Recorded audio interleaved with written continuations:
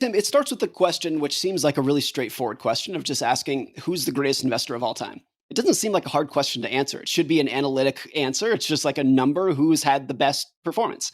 Yeah. But then you can split this different ways. So, who is the wealthiest investor of all time? That answer is Warren Buffett.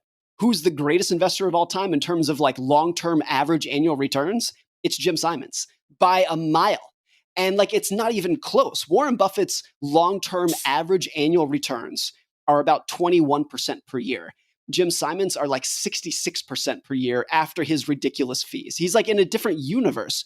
But Warren Buffett is like way wealthier. And Jim Simons is like a decabillionaire himself. And this is like a crazy to say like he's not as rich sounds crazy. But to parse that out, the reason that Warren Buffett has earned 1/3 of the returns, but he's like 10 times as wealthy, is because Warren Buffett has been investing for 80 years. And so even though he's not the greatest investor of all time in annual returns, he has so much endurance in terms of what he's done that by a mile, he's the wealthiest, which to me, that gets into a really interesting point, which is how do you become a great investor? And most people, when they hear that, what they think of is like, how can I earn the highest returns? What are the highest returns that I can earn this year and over the next 5 years, over the next 10 years? And that's not bad. That can be a great thing to do. But to me, if the goal is to maximize the dollars that you have, just what's a way that I can maximize the amount of dollars I accumulate over the course of my life?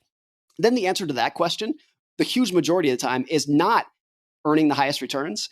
It's what are the best returns that you can earn for the longest period of time, which usually aren't the highest returns that are out there because maybe you can earn, like maybe you can double your money this year, but can you do that for 50 years in a row? Like probably not. But could you earn 10% annual returns for 50 years? Yeah, you can totally do that and generate an enormous sum of wealth. All compounding is returns to the power of time.